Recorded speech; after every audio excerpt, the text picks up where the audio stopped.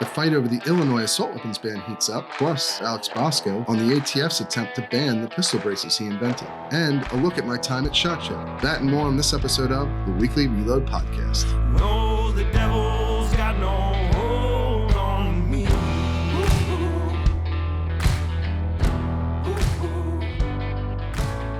All right, welcome, ladies and gentlemen, to another episode of the Weekly Reload Podcast. I'm your host, Stephen Gutowski. I'm also the founder of thereload.com, where you can head over and check out our free newsletter today if you want to get the latest in what's going on with guns in America. You can also buy a membership if you want to support our reporting and get access to hundreds of exclusive pieces that you won't find anywhere else. You will also get this podcast a day early and the opportunity to appear on the show if you'd like in a member segment, which is one of my favorite segments. But this week, we are talking about the big news out of the ATF, which deals with the pistol brace ban. And we actually have Alex Bosco of SP Tactical, who invented these devices, on the show with us today.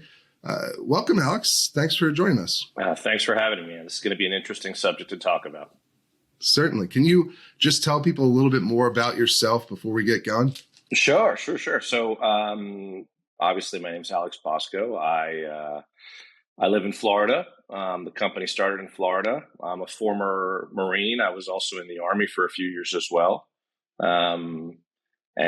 Like many other former Marines and Army service members, after I got out, I was looking for a job, and SP Tactical was kind of the genesis of that.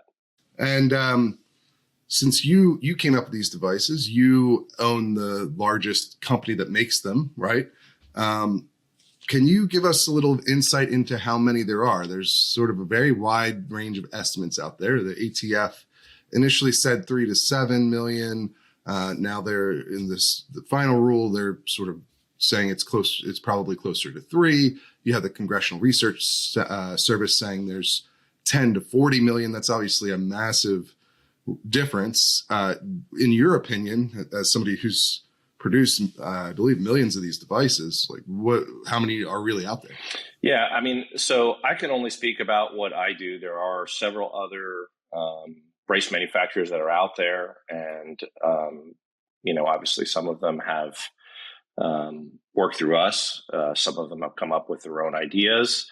As you mentioned, Congressional Research Services did their study. I think it's important for people to understand what CRS is, because we throw that name out there and most people, I think, in our industry don't understand. So CRS, really quick, is a group of folks that works for Congress to help them understand better what they need to know prior to either rulemaking or lawmaking. And, it's our tax dollars at work. The study that they came up with, which was a fairly profound study, because they went to a lot of the different manufacturers to find out. And they went through, I believe they went through some of the numbers that NSSF had as well, looking at caliber and type of pistols that were sold between 2012, which is when I came up with the product, and when the CRS study came out, which I think was about 2 years ago, if I'm not mistaken. Essentially, their number obviously was 10 to 40 million. Now, a lot of people ask me directly, how many have you sold? And that's one of those things that, as a company owner, we don't divulge those numbers. What I can tell you, that the number 10 million is certainly a correct number. I don't know how many braces other people have sold, but I'm guessing more or less, but the number is north of 10 million. Is it 40 million? Possibly. It could possibly get up to that. But the reason they got to that number, remember, is by going through type of firearm, caliber, and by that I think they look at like pistol, and then they look at like rifle caliber, so 5.56. But then it's tough to see, like, even there's a lot of 9, 45, 10 pistol caliber carbines that are around. So the number could be far north of 10 million. Okay. And so from your point of view, with your experience in the industry, you think the number's at least 10 million. Yeah, think of it this way. And, I'm not a big fan of ATF, but they're trying to make a point by all of this. All right. And obviously, when somebody tries to make a point, if they're intellectually honest, they look at certain things. I don't think that ATF is intellectually honest about this. I think they have an agenda. And therefore, I think what they're trying to do is to point at the smallest number so that they could make their point that it's not going to have the effect that all of us are talking about. So, but again, let's use their numbers. What are they saying? 7 million now, 3 million, 5 million.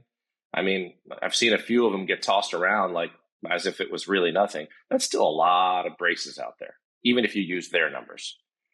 Yeah, absolutely. I mean, the Small Arms Survey estimates there are 1 million total firearms in the arsenal of the entire law enforcement community of the United States. So even by the ATF's estimation, that would still, just to give some context, that would be a lot of firearms. It's the amount of people it affects. I mean, just think about all of those people that have a braced firearm now are going to be subject to this 293-page monstrosity.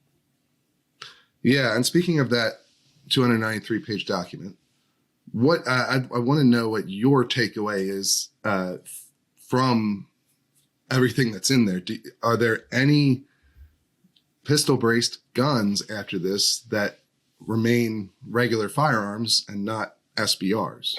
So that is the question, Steve. I mean, essentially, we remember what they came out with, and what they came out with when they first presented this rule was the point system, and they gave you, if you had a certain amount of points, you were okay. If you didn't have a certain amount of points, you were not okay.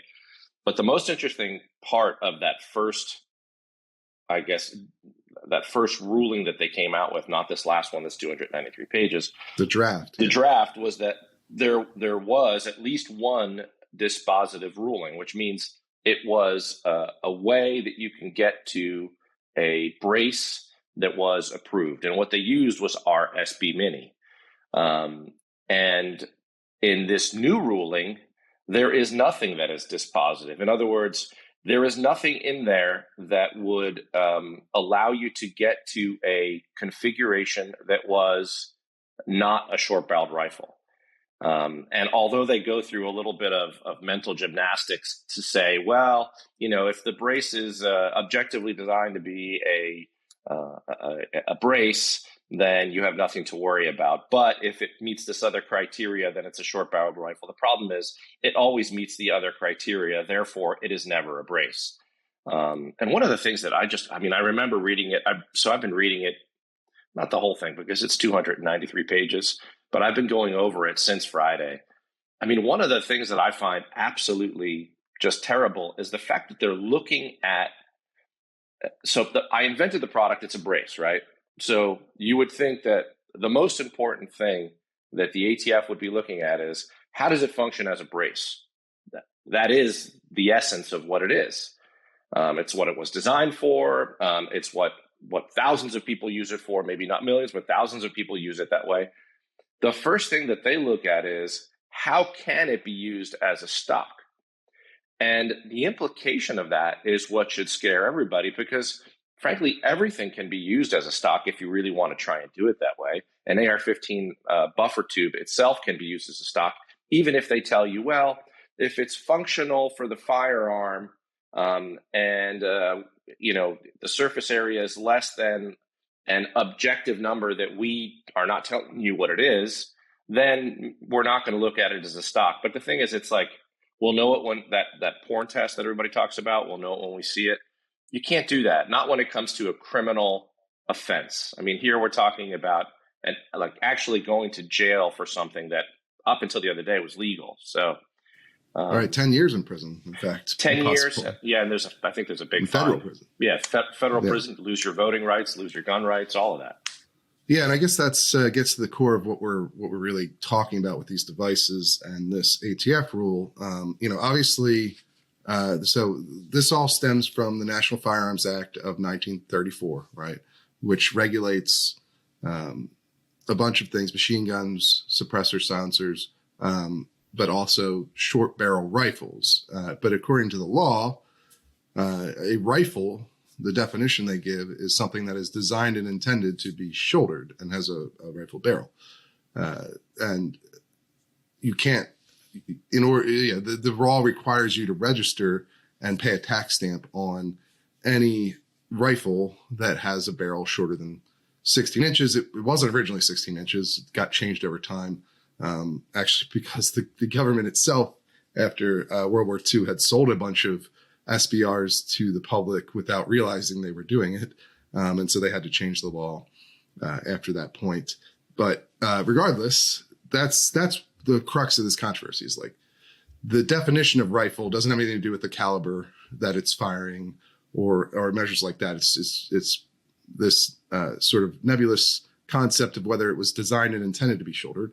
And so if you have an AR-15, for instance, with a barrel under 16 inches, but it's meant to be fired without being shouldered by using a brace that straps to your forearm, then the idea that the ATF had initially accepted for about a decade to this point was that it's not a rifle. It's not designed and intended to be shouldered. Although obviously they were kind of all over the place on what constitutes a brace and what doesn't. But that's just to give anyone who's listening and doesn't have a firm grasp of what the core of this controversy is about.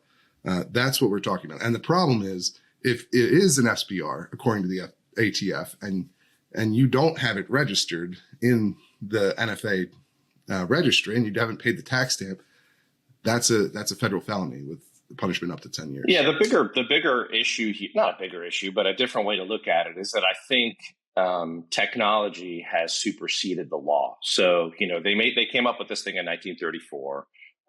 There's another act that came out in 1968.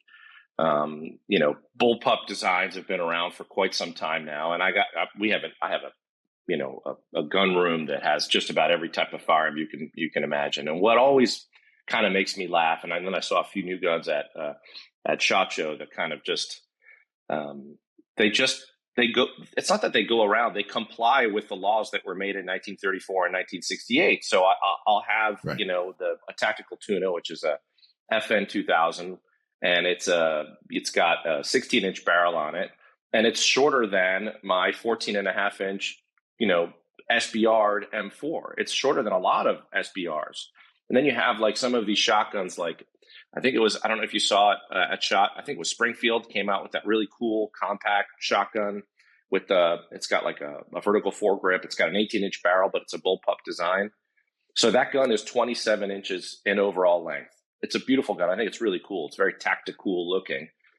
But in this 293 pages, they're talking about the TAC 14 with a brace attached to it, which has an overall length, I believe, of somewhere upwards of 34 inches. Okay, so it's a big gun. And they're saying that the problem with that firearm is that, number one, it wasn't designed to be fired with one hand, and therefore the brace is useless.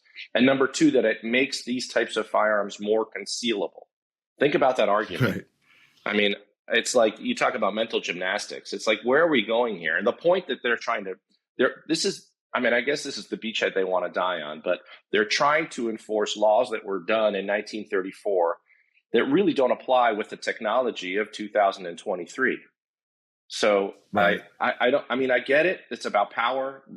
For them, they think that our industry is kind of like, we're thumbing it in their face, and it's like we're really not, because for every law that there's an engineer that's going to find a way to comply with that law.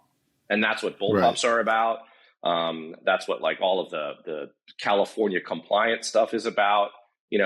People want to have their firearms, and there's always going to be somebody who's going to come up with an idea, whether it be for good reasons or for the purpose of thumbing their nose in it. That's what they're going to do. So, we need to sit down with the industry leaders and come up with a better way of doing things. Because right now, the relationship we have with ATF is not a good one. I don't know if anybody's looked at some of those comments on ATF's Instagram or anything like that, but it's crazy. Like, at what point do you say there's something broken here? Maybe we shouldn't be posting stuff.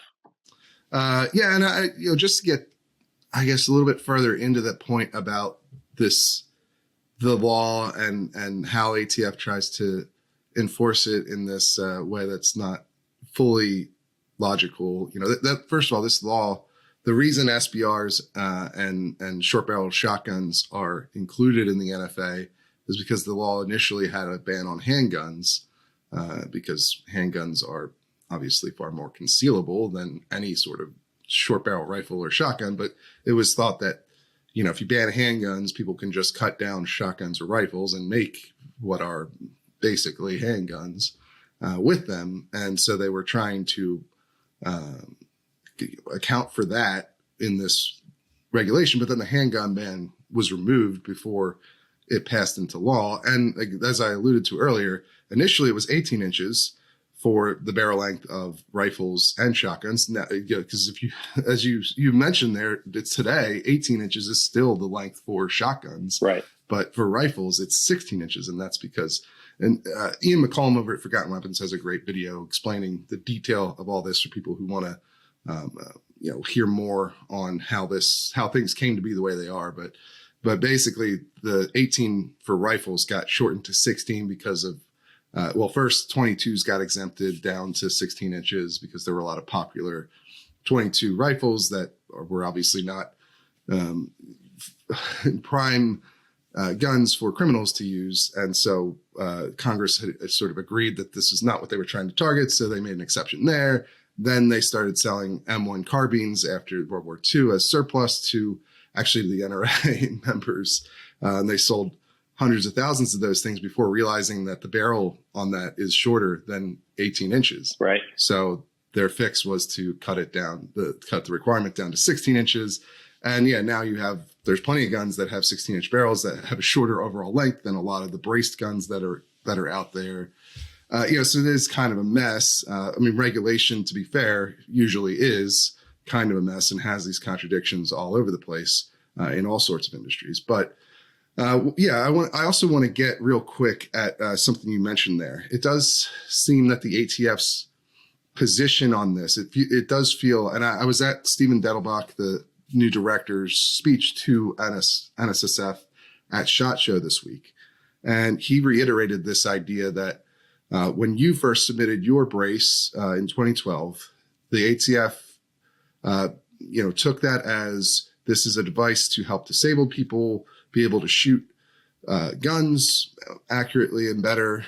And then it's turned into something from their point of view that is sort of taking advantage of a loophole, I think is how it's not just the people at the top of the ATF feel about it. It's not. So what's your thought on that? Yeah, it's not. That's not the. I mean, that's what he said at the meeting. I think what's important to read inside, and I've got this 293-page document in front of me. I'm not going to quote from it, but essentially what they're saying is that the brace allows for a certain type of proliferation of firearms that the ATF thinks should not be selling. And frankly, I think we all know what that means. That's gun control, right? That's the idea that the ATF is coming out and saying, he's using the excuse of saying what? Oh, well, they invented it for one thing, but other people are using it for another. Right. What does that mean for the purposes of public safety? What does that mean for the purposes of an agency whose sole purpose not only is to regulate what we do and how some of these laws are interpreted, but it's certainly not, their job is certainly not to decide what types of guns should be sold and shouldn't be sold. I think everybody agrees, and I think Dettelbach would agree as well, that that's up to Congress. And essentially, what his comments are doing, and they're just proving the point that they are circumventing that process, because essentially they have become the arbiter of deciding, okay, these types of guns shouldn't be sold. We have to do something about it, and we're going to do that, and we're going to go around Congress to do that. That's ultimately the issue here. We all know that it's funny because I've been talking to Jim Jordan. I spoke to, McCarthy. I spoke to Thomas Massey, who's, at like the tip of the spear for this kind of stuff. But all of them are talking about what? Weaponized agencies, politicized agencies. What more grievous,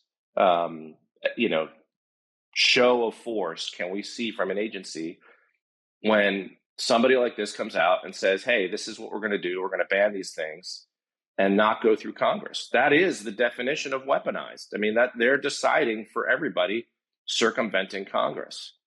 So I get Dettelbach. I understand the position he comes from. I obviously don't agree with it. But I think it's the process through which they're doing this that's the biggest issue. You have a problem with what we're doing. What is your job as the presidential appointee? Your job is to go back to Congress, go back to the president, say, hey, these guns are fundamentally more dangerous than every other firearm. You have some kind of document that proves that, and you go through Congress to try and in his case, he would want to ban all these types of firearms. The problem is in the document itself, where they should come up with the thousands of different instances where a braced firearm was used in a crime. They come up with what? 2. They come up with 2 separate instances where, and I think their words were, the brace was used in the crime. So the brace, what about the sights? Were the sights used in the crime? Was the pistol grip used in the crime? What about the quad rail that was on the front of the firearm? Was that used in the crime as well?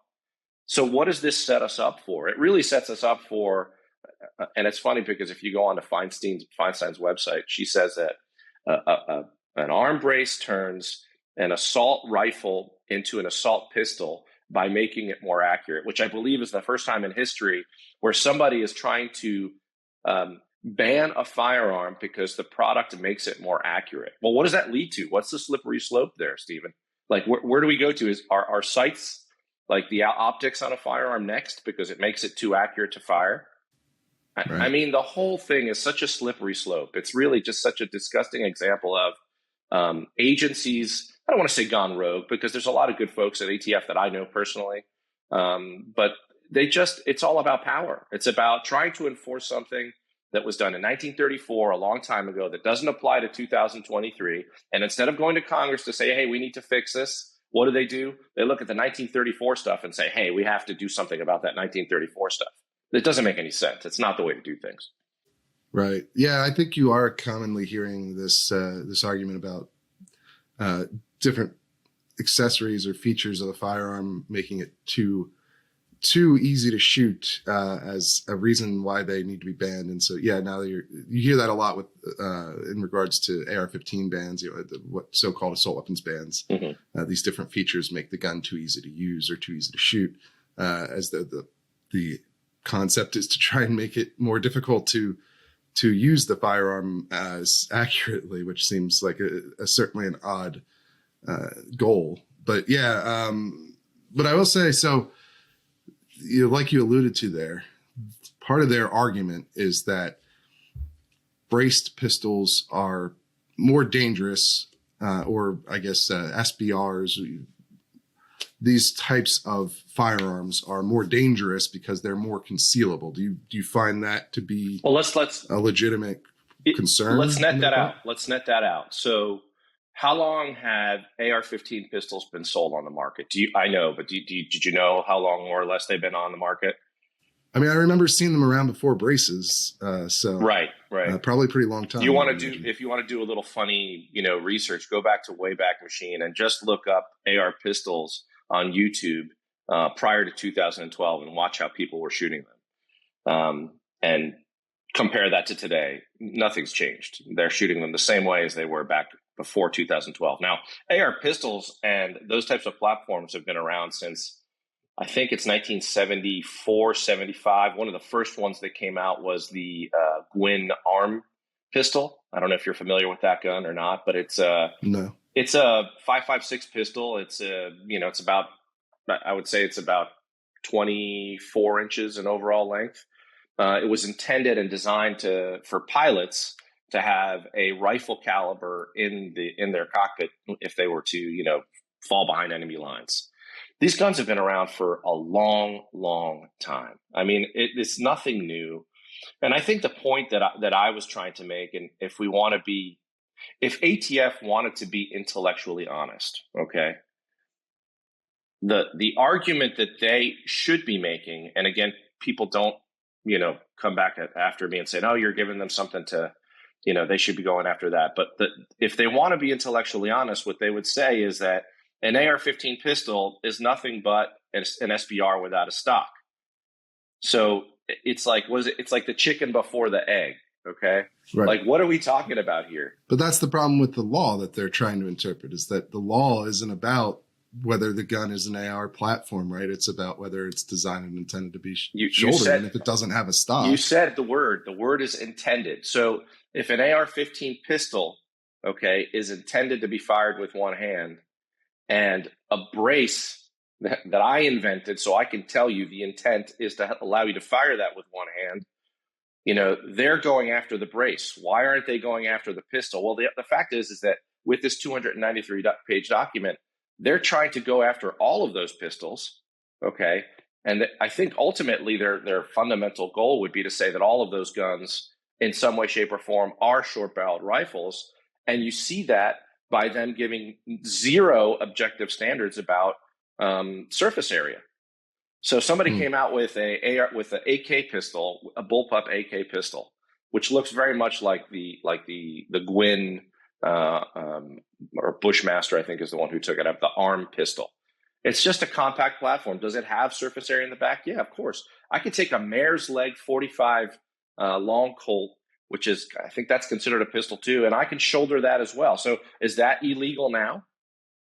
I mean, this is the direction they're going in. And the problem is, again, they're going about trying to solve this problem the wrong way, as usual. It's ATF. I mean, but they're trying to go after something that, in their eyes, promotes the sale of firearms that they would much rather see, go away. But it does feel a lot like it's just sort of almost spite on the side of the ATF agents in charge of determinations, because it seems like they feel they got swindled or something, and so nobody should be able to have these things. But it's like so far down the line, there are millions of people have these things. Well, that's the rub, man. I mean, here we are. We're talking about this stuff. It's a Tuesday. This past Tuesday, it was 10 years to the day that the brace, the whole thing started. That I was at SHOT Show, and if it was really that much of a public safety issue, number one, they would have given us loads of different types of crimes that are being used, whereby braces are on guns that are being concealed. Now, a brace makes a gun bigger. It does not make a gun smaller. So the whole idea of concealability to me is just ridiculous. But then again, like who's using these guns to commit all these crimes, and where are they? I mean, I don't see it. Is it gang related? It could be, and maybe that obviously we've sold more than 10 million of these things. So I'm assuming that some gangs and people with nefarious intent are going to get their hands on them. Okay, just because there's so many out there, right? But what does that mean for the purposes of the ATF to get involved and try to ban these things? Whether or not that product is on an AR-15 pistol, AK pistol, TAC-14 shotgun, or whatever it is, does not make that a force multiplier. And I've said this before, and people get really mad at me when I say this, but I'll say it again because I want to be intellectually honest. Now, I think the whole bump stock issue was ridiculous. The fact that Trump banned these things by diktat is evil and disgusting. But as a former Marine, what full auto fire does is it gives you a force multiplier effect for bounding movement. So I can take the enemy, get close enough, throw grenades, and kill them. Okay. There is no force multiplier to a brace. Like what does it do to make that firearm any more lethal than it already was? And again, full auto fire, I don't know that it makes it more lethal. It just gives you, when trained, the ability to do certain things as a group. So that's the intellectual honesty that I'm trying. So what force multiplier does the arm brace have? Other than maybe, I guess, and then here I am, I'm thinking out loud, other than promoting the sale of the types of firearms that the ATF wants to deem more dangerous than others. And many people have said this to me before, though, Stephen, is that if anything, this whole 10 years of braces has shown that the idea that SBRs should be part of the NFA is false. And it should have been that, like the minute you had an AR-15 pistol, somebody should have said the SBR rules in the NFA are ridiculous, because they are. I mean, so what's the difference between a 10.5-inch AR-15 pistol and a 10.5-inch SBR, other than the stock being on it? I mean, what's the difference? Yeah, I think a lot of it just comes down to the ATF feels as though these devices are being used to skirt the NFA, and they don't like that, and they're just kind of putting out a rule that effectively bans all of them. So why? So why wouldn't regardless of what they said previously? Right, but then so why wouldn't they come back and instead of saying we need to ban those types of guns, they should say the 1934 National Firearms Act is outdated to Congress. We need to work on it. There's no reason to have short-barreled rifles on there anymore because there are all sorts of new technologies that make that SBR title just useless. Like it has no meaning anymore. Again, I have a FN 2000 rifle that's shorter than an SBR. I've got a Springfield or whatever, I forget who made it, a shotgun that's 27 inches in overall length that essentially just it negates the idea of short-barreled shotguns. Like technology has advanced. Why isn't the ATF talking about that? There's also a political aspect to all this, of course, because this happened. Well, first of all, the trajectory of the regulations on this from the ATF have followed fairly closely with who was president at the time, right? There was the 2012 ruling that you got, the termination letter on the initial brace under the Obama administration. But then they were, I think, fairly quickly realized that they didn't like the direction things were going. And so they issued all sorts of contradicting opinions. And they had the determination that if you touch it to your shoulder, that constitutes a on-the-fly redesign and could be a federal felony. And then when the Trump administration came in, they changed their tune on that, reversed the concept of that touching it to your shoulder constitutes a redesign. Then they were proposing, they were sort of there was an advocacy effort to have them propose sort of objective measures of what makes a brace okay and what makes a braced gun an SBR, right, as obviously you remember. And then that got shot down because of how it was effectively very similar to what got brought up again afterwards under the Biden administration. And of course, President Biden is pushing for a lot of executive action on guns. And so that's certainly a component of all this. The ATF seems fairly captured politically in the way that this has gone down as well. Yeah. So in 15 seconds or less, you explained something that was 10 years in the making. And I was behind all of it. So it's interesting. I'm listening to you talk about that. And I'm thinking about all these meetings that I've had with ATF and, meetings with even President Trump's, Second Amendment guy and talking to, the guys in the Department of Justice. But 2012, I came up with it. Okay. We went through all of 2013, all of 2014 and all of 2015 with positive letters. We had, so I got the approval for what was the MPX adjustable brace. So that was a second approval. So I got the approval for the first brace, which was the SB15. And then we wanted to obviously we were making all sorts of other braces. Now, all of my braces they're rubber products with two flaps and a strap that fit around your forearm.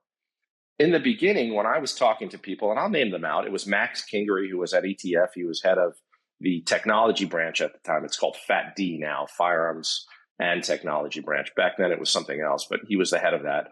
I could actually pick up the phone and talk to him. And essentially what he told to me on the phone was, hey, if it doesn't deviate from what you had originally sent in, there's no need to continue sending us, new approval, new requests. So the SB15, which was for SIG, and then I made one for Century Arms, are essentially the same product. They look a little bit different aesthetically. What changed was when I wanted to make an adjustable brace. And, the whole purpose of having an adjustable brace, just like an adjustable stock, it's similar. You have people that have a different arm length. I'm 6 feet tall and my arm is made a certain way. My best friend's 6'5", and his configuration is totally different. So I was saying the brace works in this way. I went to West Virginia to ATF headquarters, sat down with Bill Ryan, who is a general counsel, or he's one of the general counsel guys for ATF. And I made my pitch explaining to him what I wanted to do. And they accepted that. So we got an approval for that again. Okay, this was prior to the shouldering thing that came out in January of 2015. You also had and I'm sorry I want to go through this because it's important for a lot of the people who don't know kind of that 15-second, 10-year blip that you talked about. But within that 10 years, there was also a police officer out of Colorado that wrote to the ATF saying, hey, a lot of people are using this product inappropriately. They're using it to shoulder. What are we supposed to do as police officers? And at the time, the ATF wrote back and they said, hey, listen, we can't tell people how to fire their firearms. The product was designed and intended to do a certain thing, and it's not the ATF's position to essentially talk about that. Like, we can't say anything about that, which was a huge letter. I mean, after that letter, even our sales were already crazy at the time. We were selling hundreds of thousands of braces. But after that letter, it was like, oh, you see, the ATF they're being good and they're letting us do what we want to do. And then something happened. And the one thing that happened was Obama needed to show that he was doing something after the Sandy Hook shooting. And what he did was he put in B. Todd Jones, who was the presidential appointee for the very last year, I guess, of Obama's presidency. And what's the first thing that he did? He had his attorneys at ATF draft a document that we all remember that said, use changes what the product actually is. So if you put it up to your shoulder, you've now redesigned it. And now all of a sudden, Shazam, it's a short-barreled rifle. And if we catch you doing that, it's 10 years in prison and the whole 9 yards. And everybody went, I think you remember, everybody went crazy. Mm-hmm. I worked my butt off for years after that. And a few years, I lobbied. I went to DC. I was trying to speak to the guys. I was trying to speak to B. Todd Jones himself, just to say, hey, man, this is crazy. This is unattainable. And then something really crazy happened. And that was the Trump phenomenon. And, we're talking about the ATF here. And this is, just imagine a big political flag there. Well, it was swinging left, and all of a sudden Trump wins, and now the flag is starting to swing right. And guess what? The people at the ATF started saying, you know what? We better change our tune. And so, bam, they got rid of that 2015 letter. They said, that's ridiculous. You can shoulder it occasionally, sporadically, incidentally, I think were the words that they used. And we had Trump. And then the whole craziness of the 4 years of Trump, but then towards the end of the Trump administration, the people at the ATF showed their true colors again. And I got to tell you, people at ATF, they are not from our party. I'm more libertarian, but they're not Republicans. Okay. There are some, but the people that are at the top of the ATF are certainly anti-gun. And what they started doing was 1920, they started pushing back. They started saying, oh, well, you shouldn't be doing this. Oh, it looks like that. Oh, it shouldn't look like that. And then you had Biden that happened. And essentially, I'm saying all of this for what? It is the definition of politicization. Yeah. What is an agency? Like, your job as an agency isn't to do politics. Your job is to be super partes, which is like, Lady Liberty. I'm there to do public safety efforts, not do political public safety efforts and suggest that certain types of guns are more dangerous when they're really not. So anyway, I'm on my soapbox, Stephen. You take over. Yeah, well, look, I think that the credibility of the ATF has taken a really big hit with these last three rules that they've put out: the bump stock ban, the unfinished firearm frame regulation, and this pistol brace ban. This is something where, especially given that their positions in a lot of these situations are not only that now something is illegal or requires registration or what have you, but that it always did, even when they said otherwise. These are not things that you can take seriously. It's very detrimental to the reputation of this agency that is a very important agency, frankly. And I think there is, as you mentioned earlier, a pretty big distinction between your average field ATF agent who wants to go after, actual gangs and criminals, violent criminals, and some of the people in the determination office who are much more caught up in the political side of regulating firearms. And it's just extremely transparent to anybody who's watched how this agency has operated over the last decade, even if you just focus on the pistol brace situation. But the bump stock ban is almost identical. they initially said those were not machine guns. They're literally just pieces of plastic that are a stock. And then they turned around and said, after Trump ordered them to, no, these are machine guns and always have been, in fact, so we can take them from you. Now, but this actually rolls in, I think, fairly well to the final thing I wanted to talk about with you, which is what your plans are for going forward. Legal challenges. Obviously, the bump stock ban has now been blocked by the Fifth Circuit Court of Appeals, and I think that ruling is going to have a very significant impact on legal challenges to this pistol brace rule. Mm-hmm. So where are you at on that? What's going on the legal front? I mean, there's several different things that are happening. I hate to get into the specifics because I know the ATF watches these things, and I know that they want to find a way to understand what some of our strategy is. But, I guess the 30,000 foot view is there's a lot of things. So FRAC is a nonprofit organization that SB Tactical and several other companies work with. A lot more after the show, a lot more people have joined, but that is the vehicle that we will be using to fight the ATF. And what FRAC stands for is the Firearms Regulatory Accountability Coalition. And essentially what that says is that it's a group of companies. It's a nonprofit that represents a group of companies in the industry. It doesn't represent, Joe Smith. It represents the companies in the industry. And all that FRAC really wants to do is to make sure that ATF is held accountable. ATF, DOJ, governmental agencies that regulate our industry are held accountable to essentially do their jobs and not be political about it. And the way to do that is to attack through the APA, which is the American Procedures Act. The way to do that is to lobby through a lot of the connections that we have. But essentially what FRAC is doing is going to respond. Okay, so we will have a response from FRAC, I think, within the next 2 to 3 weeks. Everybody's like, oh, you need to respond tomorrow. That's not the way FRAC works. I think we're going to leave that up to groups that do that better than us, which is FPC, GOA, Second Amendment Foundation, NAGR. There's a whole bunch of groups out there that represent gun owners. And they already have some cases going on this. So I don't remember. Well. I don't want to say it wrong, but I know there's a group coming out. I believe it's GOA, but if I get that wrong, forgive me. That's going to come out with something probably in the Fifth Circuit, and they're going to piggyback off of what the Fifth Circuit argued. Which, for people who don't know, in 15 seconds or less, essentially what the Fifth Circuit said was, if a regulation has criminal statutes and it's ambiguous, the rule of lenity applies. If the rule of lenity applies, then that regulation can't be had. It needs to be tossed out. And that's exactly what happened. Essentially, bump stock, they came up with this new rule. There's criminal implications and serious ones because it means you're owning a machine gun. Well, you can't just do that. Okay. You can't decide. An agency cannot make law. They can regulate, but they can't make law. And if there's criminal implications, then it's different.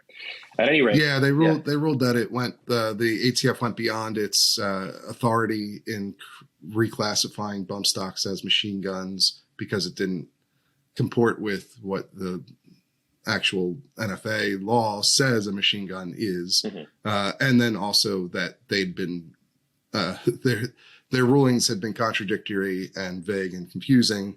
And therefore the rule of lenity applies. And so it seems pretty straightforward that those same arguments would apply to the pistol brace rule. It's actually it goes further to the point of politicization that the ATF, 1 week after this ruling came down, decided to go forward with publishing this rule anyway, given that it clearly is implicated by what happened in that case. That's the crazy part to me. Yeah. That's really I thought that it's funny. We have lots of attorneys, but we were expecting them to come out with it, but we were expecting them to come out with it and say that something along the lines that the Fifth Circuit is different than what we're doing here. Like that's what we were expecting. Which they didn't. No, they didn't. So, I mean, there's a lot so just to kind of get back to what we were talking about in terms of strategy, I mean, one of the biggest issues here is really understanding, and we were talking about, the ruling itself, and I'm looking off camera because I have this rule in front of me. just the other day, you want to talk about the implications, and we were talking about the numbers that ATF came up with, and we're saying that they're soft on the numbers. Well, they have their impact study, okay, which talks about the financial impact, and then obviously they're saying that it's more than $100 million. But we picked this one part out, and forgive me, it's a paragraph. I'm going to read it to you, Stephen, and it's talking about the cost to turn firearms with attached stabilizing braces into ATF. Okay, so what they're suggesting is that some people will some people will decide to turn in their firearms. Some people will try to remove the brace, but again, just removing the brace doesn't take you out of the whole SBR thing. But essentially, there's a glitch that we found, and it's not the glitch that some people were talking about yesterday, which was, oh well, if you submit it and within 88 days they don't approve it, then it's an automatic, denial. And if it's a denial, then you're in possession of an unregistered short-barreled rifle. And the ATF will come out and say, oh, well, don't worry about that. We're going to use discretion. That's their term. We're going to use discretion. And while they did talk about discretion for certain things in this 293-page ruling, they didn't talk about discretion for this thing. And what they say, and I'm going to quote it, is it says, public comment suggests that the loss of the firearm should be included in the analysis. ATF concurs that there may be a small number of individuals or FFLs that choose to turn in their whole firearms to ATF. These may include individuals who imported pistols, okay? That's important, and who may end up losing the value of their firearm if the firearm is a semi-automatic rifle. Now, that might not make a lot of sense. I'm going to explain it. This is due to the restriction of 18 U.S.C. 922R. People will think, well, is that 922R compliance? It is, which makes it unlawful for any person to assemble from imported parts any semi-automatic rifle, which is identical to any rifle that is prohibited from importation because it's non-sporting. What does that mean? Because there's a lot of legal jumble in there, but I'll boil it down for you. Anybody who owns or imported a pistol who also has its counterpart as a rifle will not have the ability to do any of the 5 things that ATF told you that you can do. Their only choice will be to destroy the firearm. Think all the B&T guns. Think all the Century Draco pistols. Think all of the MP5 variants. None of those firearms can be made 922R compliant because they cannot live as rifles. So the implication is that all of those firearms will have to be destroyed. And they're saying it in this document. It's hidden in there. It's hidden in this little blip here that you could probably see I highlighted, but it's there. And to me, that in and of itself is insane. Think about all the people that are going to have, we're not talking about your, some beat up AR-15 that you built in your garage, with some cheap lower. We're talking about $3,000 firearms, and all of them have to be destroyed. There is no other way to comply with what the ATF is saying. And the ATF said, well, we may use our discretion. Sorry, but bullshit.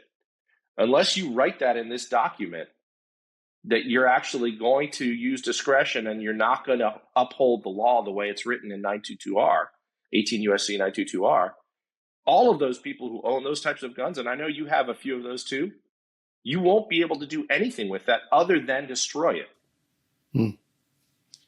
So yeah, I don't think a lot of people realize that. No, and we found out about this the other night. We were just reading it over, and one of our members at FRAC was like, hey, what does this mean?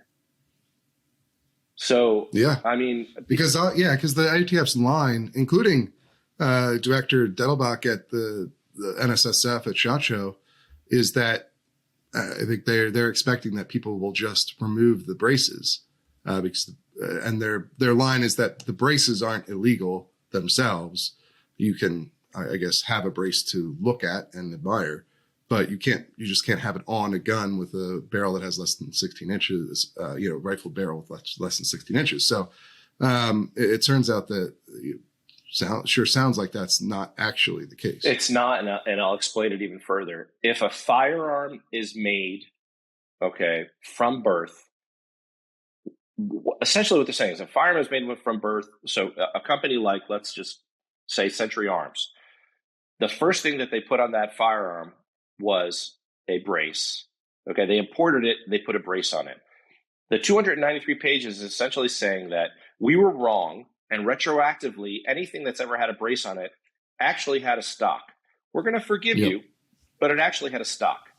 Right. That's their position, that all along this was really a stock. Correct. Despite what they had said previously. Correct. So if you are an FFL, and the first thing you do when you make a receiver is put a stock on it, and you put a barrel on it of less than 16 inches, you've made a short-barreled rifle. And for most FFLs, it's not a problem because you register it as such, and that's the end of it. But now, through retroactivity, all of these companies that built these pistols with, and I'm going to use the word stock, even though it's a brace, but I'm going to use the word stock for the purpose of the conversation. All of those firearms were short-barreled rifles, but they were short-barreled rifles who had a counterpart as a rifle and therefore cannot be kept in the United States because they do not meet 922R compliance. Right, which is a rule about importing these sorts of guns. Right, and I think the reason that this has happened is obviously because so this document was written far better than the first document. In other words, I think it was DOJ that wrote this document, but I don't think DOJ understands all of the nuance between the 1934 National Firearms Act, the 1968 Gun Control Act, and obviously not 18 USC 922R compliance. Because I guarantee you that if they spelled this out in the first document that came out, the first regulation, and they said anybody who owns these types of guns needs to destroy them, and that's their only thing to do, there would have been much more of an uproar. Now, there should be an uproar now because just this in and of itself is millions of firearms. Think about every Zenith gun that's been imported. Think about every B&T gun that's been imported. Think about all the Century Dracos that have been imported. I mean, millions of people will have to destroy their firearms. Well, yeah, I don't. This is not something that I think a lot of people have noticed yet. I hadn't seen it until you told me about it. So it is a very significant new wrinkle to all this, I think, because the line you're hearing from the ATF is more or less that this isn't that big of a deal. We're not going to. You can register these if you want. You won't have to pay the tax stamp, or you can just take the brace off and it'll be fine. But it turns out that's not actually true. No, it's not. And the thing is, I believe, did you, I don't know if you noticed or not, I think it's in the Federal Register. I know that they said that it was supposed to come out probably on Monday. I think somebody mentioned that they saw that it was posted, but it hadn't dropped in the Federal Register yet. I haven't seen it yet. I think the usual practice is to announce it the business day before. So it should have been published on Tuesday, but I haven't personally seen news of that yet. So I'm not positive. So the problem with this issue that I just brought up and the question that I had for some of these attorneys is, what's the cure for presenting a regulation that has a different effect on, your general public? And I don't think there is a cure for it other than obviously us suing them and pointing this out to a judge and talking about arbitrary and capricious and talking about how they didn't take certain things into account when coming up with their impact study. But this thing here, just this part here that we were talking about internally in SB Tactical and with some of the attorneys is huge for us because I don't think many people know about it. I think you're the first person who I've spoken about it, Steve. So this is it. This is your big, your big news story is just this part itself, that people will not have the opportunity to use ATF's chart to comply with this new regulation if their firearm was imported, okay, and only choice will be to destroy it. It's crazy stuff. Or turn it in, I guess, right? Well, you could turn it into ATF and they will destroy it. Right. Well, that is a very significant new development, I think, and we will most certainly be following the actions that you guys take in court, as well as what the gun rights groups are doing with this regulation. I think this is a much bigger deal than a lot of people understand. Certainly hasn't gotten a lot of media coverage yet. I think there's sort of a lack of understanding of what this all is going to mean and the big impacts it's going to have from among a lot of reporters to this point. But But certainly I think it's something that a lot of the gun owning community is aware of, and a lot more people are going to become aware of very soon.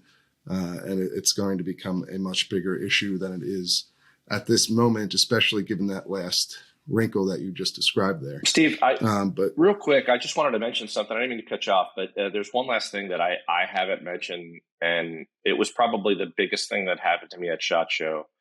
I may have talked to you about it, but or mentioned it in passing, but I do want to call them out. And NRA has not been. I know a lot of people are upset with NRA, and obviously they've got a lot of stuff that happened in the past few years that I think a lot of people are upset about, the way they've spent money, who people think they represent. I sat down with NRA, and I want to make it public that NRA has essentially committed to pay for half of this entire lawsuit that we are working on. I think it says a lot about what they're trying to do. It says a lot about how they're trying to help out the industry. They have not asked me to call them out. In fact, they're not going to be upset with me, but the people that I sat down with are one of the attorneys at NRA, which is it's Josh Savani is one of the guys there, and then I sat down with Jason Ouimet, who's the president of NRA. The Legislative Action. Institute for Legislative Institute for Legislative Action. Right, yes. And they have committed to this fight. And I just want to say, I know a lot of people are upset with them. I've seen a lot of comments online saying, "Oh, what are you guys doing about it?" Out of all of the groups, the NRA has really kind of put their money where their mouth is. And I just want to say thank you publicly for that. All the groups have been out there, have been helping out. FPC, GOA, NAGR, Second Amendment Foundation. There's a lot of other groups that have been helping out, but NRA is the one financially. On a personal level, they're saving SB Tactical. They're saving us, the people that work for us. All of the guys that have been around for years working for SB Tactical. Because of this, we'll be able to keep them around for much longer, and I think we're going to win this fight. Yes, well, the NRA remains the largest gun rights group in the country, and despite everything else that's going on, it is important to know what they're doing about this as well. So I appreciate you mentioning that. As we discussed earlier, there are a number of other gun rights groups that are fighting this regulation through legal challenges as well. But it is important detail to understand what the NRA is doing, and so I'm glad that you brought that up. But yeah, we will keep an eye on all of this. We will continue to follow what's going on, and hopefully we can have you back on the show in the future too to give us some updates on progress and what's going on with these legal challenges. And how this rule is having a practical impact as well once we get a little bit further down the line. So really appreciate you joining the show today. Alex, can you tell people where they can find out more about your legal efforts or SB Tactical? So thank you. I appreciate that. So for the legal efforts and for where we suggest you go help out, you can go to sb-tactical.com. The organization that we are using and that a lot of people have joined just this past SHOT Show is FRAC, F-R-A-C, and you can go see them at fracaction.org. That's F-R-A-C action.org.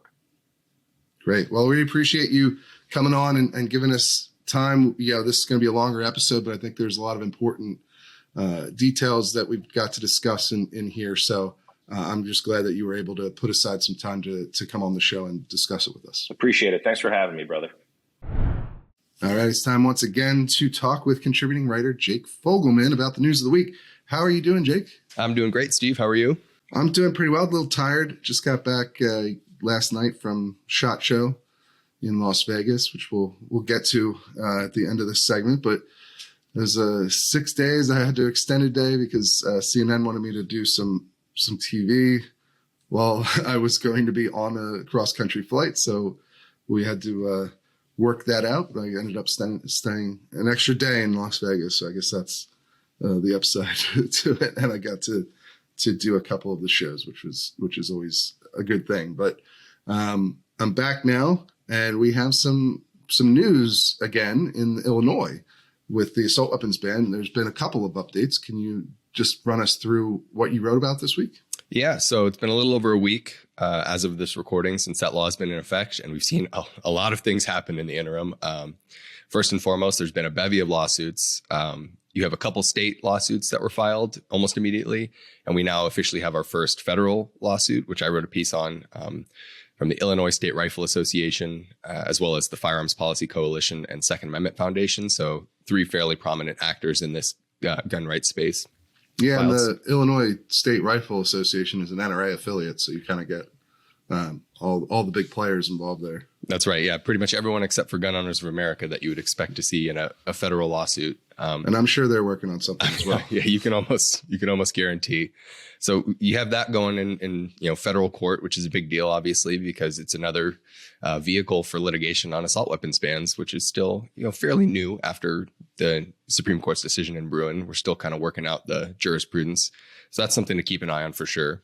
And outside of the courts, you have law enforcement officials from all across the state. I think we're up to about 80 counties now have come out and said that they're just not going to enforce this new law. They say they think it's unconstitutional and that they will not expend county resources enforcing this law against folks that are just charged with noncompliance of the law. So if you're, committing other crimes, they might use it as a tack on, but they have no intention of just, sticking charges on people that refuse to register their previously lawfully purchased AR-15s.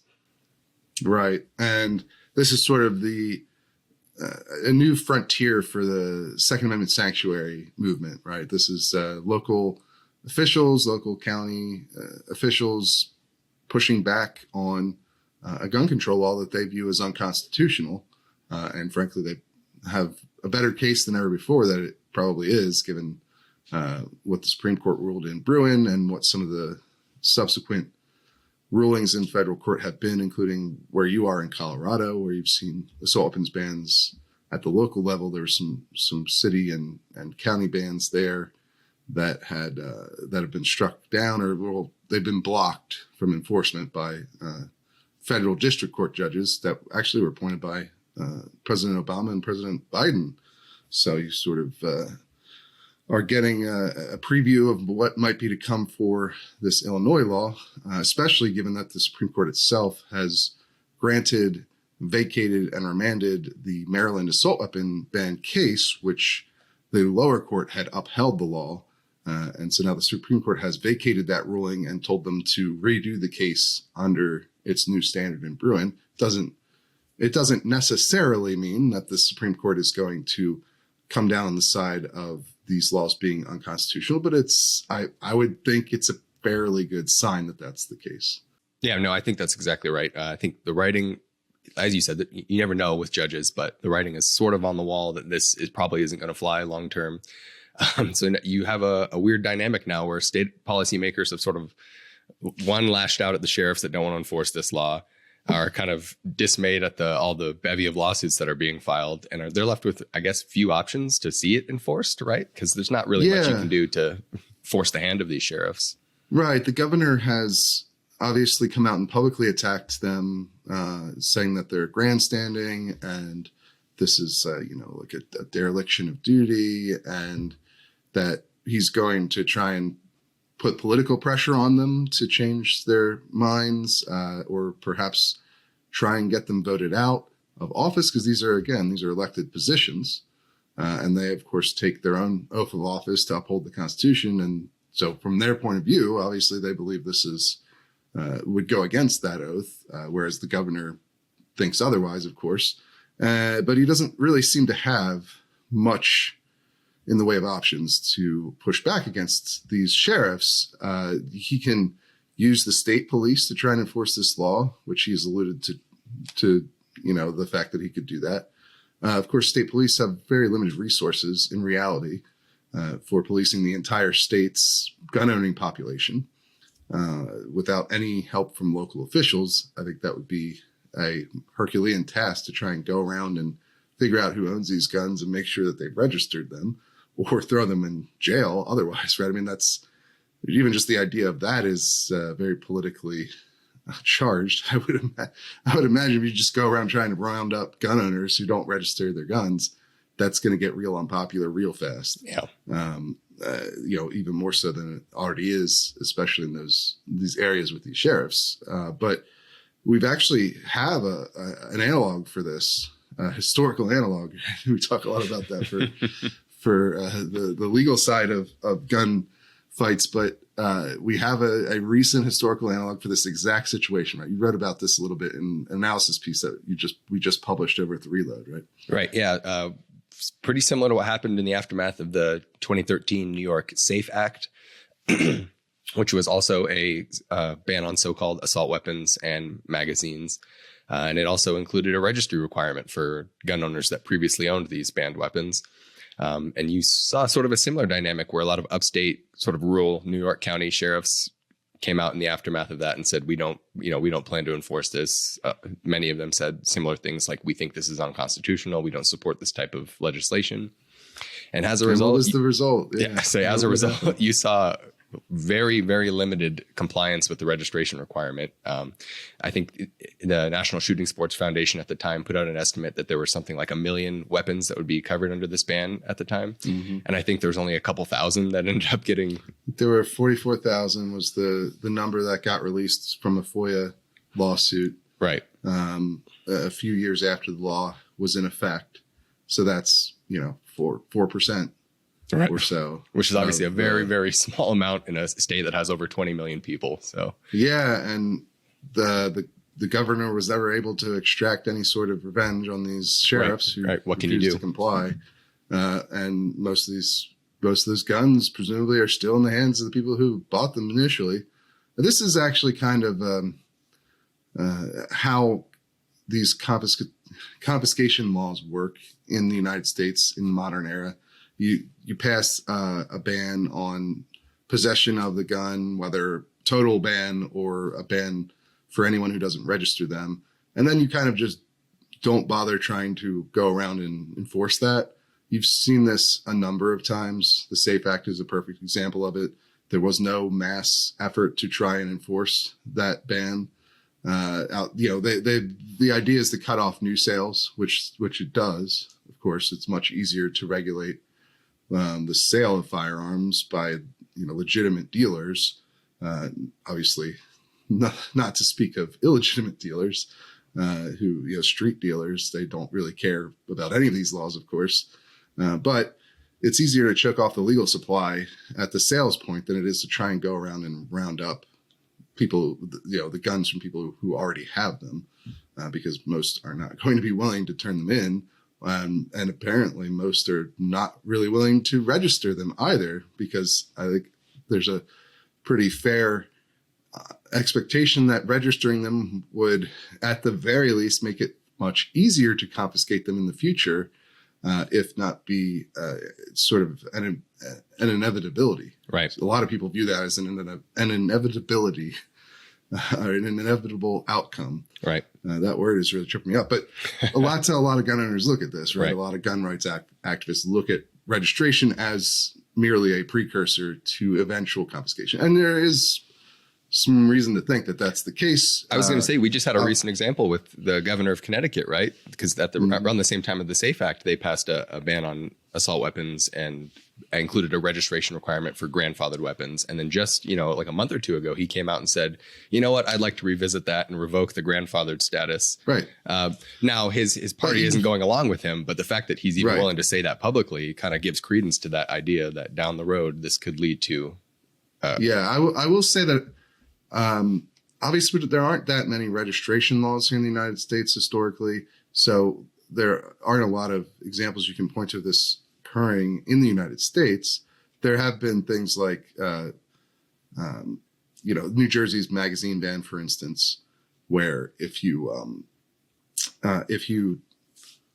had a magazine that held more than 10 rounds back when the limit was 15, they passed a law to take it down to 10, and then you couldn't own or possess the ones you previously held. That's confiscation. That's another example, though, of a situation where basically there was no enforcement action taken. They made them illegal, and then if you happen to get caught with one, then you'll get charges, but otherwise they're not going around trying to find them.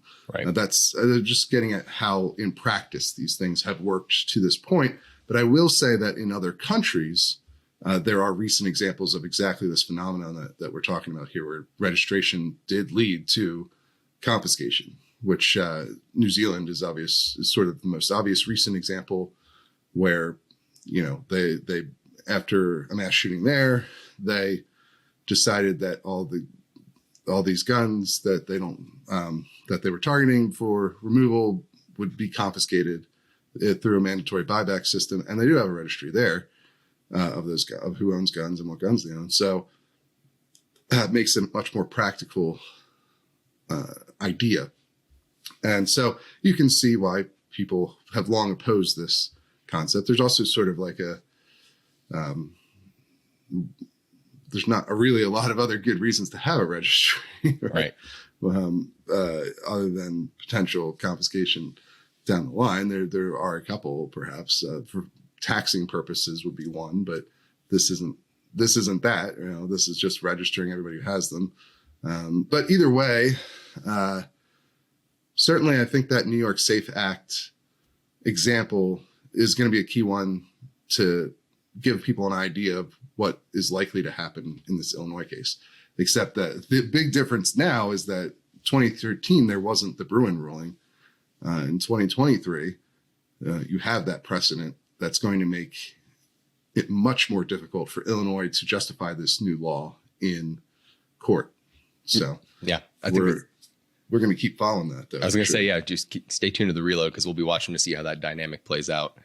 But in the meantime, I think we wanted to do a quick update for folks on your experience at SHOT Show. If you wanted to fill in kind of how your week went and some of the highlights of the show, maybe. Yeah, SHOT Show is always a hectic time. There's so much going on. It's honestly almost become too big now, from my point of view as a reporter, because there's no chance to cover everything there. Obviously for us, we take a different approach. We don't really do gun reviews or things like that. I mean, I'll give you guys some of my basic impressions of the guns I shot. I went to range day, which has been more and more fractured as the years have gone on. It used to be a lot more of the gun companies would go to range day. Now they all want to do their own range day. So Sig Sauer and Smith & Wesson weren't there. I think Staccato wasn't there at range day. They all had their own range days. So I don't really know what you're supposed to do. You're just supposed to go to 15 different range days. It's getting kind of annoying. But either way, what I did shoot there were some pretty cool new guns for sure. Glock was doing the thing where they take different parts of different guns and put them together in different combinations. So they all kind of, shot like Glocks, which if you like Glocks, you like Glocks. So you'll probably like the new combinations of, whatever 17 slide on a 19 frame or something. There was plenty of that stuff going on. There's a lot of red dots are taking over for sure. That's been a trend for a couple of years. What I'll say about new guns at SHOT Show every year is there always seems to be a trend. A couple of years ago, it was 10 millimeter. Everybody had their own new 10 millimeter handguns. Then it was last year 30 super carry, which, by the way, I feel like has kind of just drifted off. Wasn't that ether. A flash in the pan right there? Ian McComb he liked the round. I feel like they keep coming up with these rounds that are, this is a slightly better version of what's extremely popular. Right. Like, here's 10 millimeter. It's more powerful than a 9 millimeter. You could fit more rounds than a 45 or so. There's various advantages. There's a lot better channels to go to for the intimate details of each of these kinds of firearms out there and ammunition. But, the 30 super carry, it's got the stopping power of a 9 millimeter, but it's a little bit smaller, so you can have more rounds in your concealed carry gun. Sounds great, but until you think about, like, it's not that much of a difference between the 9 millimeter that everybody already has and uses. Right. And so it's really hard, I think, to break in. This year, it was 5.7. So people might know the FN 5.7. It's been around for years as sort of the really only major example of a 5.7 caliber handgun. It's sort of this miniaturized rifle round. that they put into a handgun. People really like that gun. So now everybody's doing this year it was 5.7. Smith & Wesson had a 5.7. I think Rock Island Armory had a 5. You know, there are a lot of new 5.7s. That was kind of the trend. But to me, what was most interesting were, I shot the Lago Alien again. I would love to have one of those guns. We're going to need to sell a lot more Reload memberships though, because they start at like $5,000 a piece, but it's a totally different, mechanism for a handgun than what people are used to seeing. You know, you've got this tilting barrel Browning system that's used in almost every modern handgun. And the Lago Alien uses a fixed barrel with, a totally different recoil system, and it makes it shoot really well comparatively. I really enjoyed it.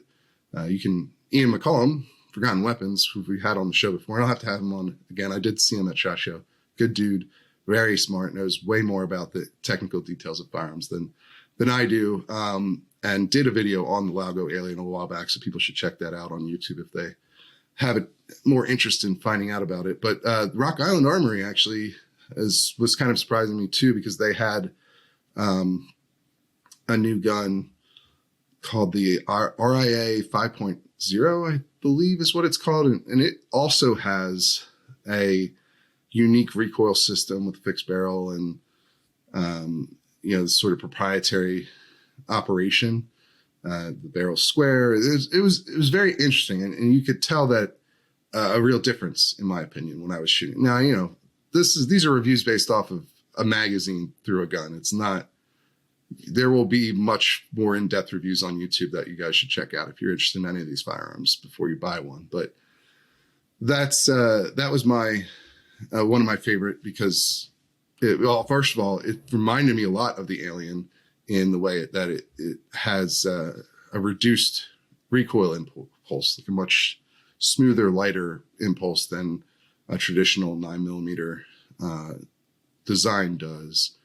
And it only costs $900 instead of $5,000. So it's a big upside there. Yeah, and I shot a bunch of other guns. There was this really cool, I think it was 4570 lever action with a suppressor on it. I think it was Silencer Central spoof. That was really cool. It just made it sounded like a rocket when you're shooting, like a little bottle rocket. It's very, very cool. I don't, that's like a for fun kind of gun. A silenced lever action is not your typical home defense sort of firearm.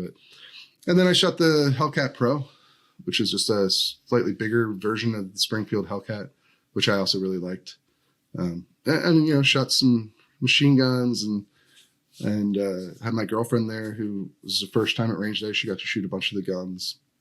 A lot of fun. I shot a controversial gun. The what do they call it? The We1 JR-15. Yeah. The California governor called a weapon of mass destruction. That was back in the news while you were down there in SHOT Show because of that being They there. changed their branding, I noticed. That was sort of one of the things. This was kind of a troll gun. I would, at least the marketing side of it last year. I noticed it at SHOT Show, and I was like, this is going to be something that a lot of gun control advocates are going to get upset about, just because of the branding, which was like a skull and crossbones with a pacifier thing. It was like, because it's the idea of it is that it's an AR-15, but scaled down to be smaller for kids to be able to handle it. It's, and I should say, it's not an AR-15. Right. It's just a .22 semi-automatic rifle that's made to look like an AR-15. It shoots fine. It shoots like any other small .22 semi-automatic rifle out there. The 10-22, or Smith & Wesson has made for years a .22 version of the AR-15 that is .22 only. Very, similar to that, but it's a little small, more compact. So it's easier to handle for kids. The idea is, well, mom and dad's has an AR, and so they want to start training their kid on how to use gun.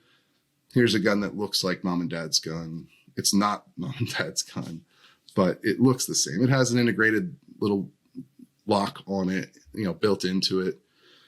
But yeah, they did change their branding. I did Yeah. notice that after all the uproar, they went to just a sort of simple, it's the same name. So, they haven't walked totally away from it, but it's now just like a color, orange and blue color based. There's no logo or anything. But it shot well. They had a suppressor on it. And actually my girlfriend really liked shooting that. She's 4'11", so. I was gonna say suppress 22 is about the smoothest thing you could ever fire. It's fun. Yeah. It's a good planker gun or like squirrel gun, right? Or a good, frankly, it is a good gun to train kids on. Sure. If they're at the level where they can handle a semi-automatic. Obviously you probably would start them with a bolt action. So it's just one shot at a time sort of thing. I mean, this thing comes with a 1-round magazine. So, you can, work your kid up from only having one round to work with to then moving on to the larger magazines later on. So, but I shot that too. So that's sort of the range report. There was a little bit of political news. So for us, like, we're obviously a politically focused publication, Right. and SHOT Show is a trade show. It's not a super political event. There are political stories that you can get out of it, but it's mainly a trade show. It's where the gun industry comes and shows off their new guns to wholesalers and retailers so that they can make business deals and order whatever guns are going to show up at your gun shop in April or whatever. And so most of it is that kind of stuff. There's the huge display floor that is just too big to navigate at all. Like it's the entire SANS convention plus the Caesar Forum now. And it's 55,000 people, I believe, was the number that showed up this year. So it's massive and impossible to navigate as a single, one person trying to cover the whole thing. But there was some political news in it. I got an interview with Michael Cargill, who is the plaintiff in the bump stock ban case that just won in the Fifth Circuit. So we'll have that published coming up soon.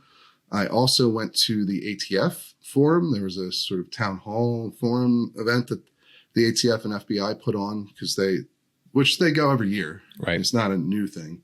But one thing that was interesting is that Stephen Dettelbach, the director of the ATF, was there in person and gave a speech and did a brief Q&A, which is only interesting because one of the main criticisms of Marvin Richardson, the former acting director, who got passed over for David Shipman and Stephen Dettelbach by President Biden, one of the criticisms about him, there was a whole New York Times sort of hit piece on him, frankly, was that he went to SHOT Show and spoke at SHOT Show, which is supposedly, according to gun control groups, indicated that he was too close to the industry. Well, now Biden's pick, Dettelbach, was there speaking at SHOT Show, and he said he was going to speak again next year. Right. So the politics of that are interesting. It's sort of, I think, give way to what the real reason that Richardson got smeared was, and that was to make way for Stephen Dettelbach, who is a failed politician. I mean, he's a U.S. attorney, right? So he has some history of prosecuting gun cases, but he never worked in the ATF like Richardson, who was a career agent. And he ran for Ohio's attorney general as a Democrat, and in a very partisan manner. He even called the election rigged when he lost. So in the lead up to his loss, and he embraced all of the standard gun control positions. So he was not as bombastic as David Shipman, who was a literal paid spokesperson for gun control groups when he was nominated, but he seemed to have the same basic pedigree in terms of this was a political appointment done for political reasons. However, I will say that during his speech, he does seem to try and take a more diplomatic approach towards the industry. He tried to, a lot of what he was saying is like, I'm here because I want to have a good working relationship with the industry as much as possible. we're not always going to agree, but I want there to be open lines of communication was sort of his main message that I would take away. He did talk about the recent rules that the ATF has put in place. He talked about, he's talking to FFLs, federal firearms licensees, people who run gun businesses. And there's been a lot of concern about revocation of their licenses that has really increased in during the Biden administration. That's sort of been a point of emphasis at the ATF, is to really revoke anyone's license for even minor paperwork errors or things of that nature. And so the number of revocations has really jumped up a lot in the last 2 years. So that was something that he talked about, and he said that he didn't think people should be having their license revoked over minor paperwork mistakes or errors. So he did sort of take he sort of gave some ground on that point. Whether that translates into action is obviously an entirely different question, but that was the message he was putting forth to these dealers. And he did talk about the new rules, specifically the pistol brace rule. There was a question and answer session where he was asked, and these were on, I didn't get a question in, unfortunately. These were sort of pre-written questions, I guess. But he was asked about, actually the first question he got, he didn't seem to understand properly, which is somewhat interesting in and of itself, because it was a question about pistol braces and what gun dealers are supposed to do with the current inventory they have, given that the ATF is essentially saying that they're all going to become NFA regulated short barrel rifles. And for some reason, he thought this question was about unserialized firearms. And so he gave an answer that didn't have anything to do with the question. He did later on talk briefly about the idea that apparently, according to him, if you just remove the brace from the gun, it's no longer an SBR. It would then revert back to being a pistol. So that was one option that he gave for what people could do. That's something that was talked about in the rule itself. There wasn't really a lot in there that was that isn't in the rule itself. He didn't give a lot of new information or give much detail. And neither did, frankly, the panel. They had a whole panel of ATF officials, and honestly, none of them gave really much insight. And that was something I could hear people remarking on around me while this was happening. But I was going to ask, how was the reception in the room when he spoke about these new rules? I think a lot of people were wondering how the ATF was going to be received, because they showed up right after these new rules dropped. Yeah. Well, I think one thing to keep in mind about this event is that everyone in attendance are people who work in the industry and have to work with the ATF, right, for their livelihood. Like whether they like what the ATF is doing or not, they have to be able to understand what the agency is going to do, like how they're going to proceed with enforcement, or else, they could get arrested or be out of business tomorrow. So it was a professional atmosphere. It was clearly not a happy one. And there were plenty of times where people scoffed at things he was saying, or made, comments about how what he was saying didn't make any sense, or how he wasn't really giving any new information to, the people in the crowd, certainly not the information they wanted. This is sort of the situation where, obviously these dealers are, I'm sure some of them are part of the lawsuits that are going on against these rules, whether it's the ghost gun rule, the unserialized, homemade gun rule, or the pistol brace rule, which frankly affects way more people, millions and millions of people. But they're not.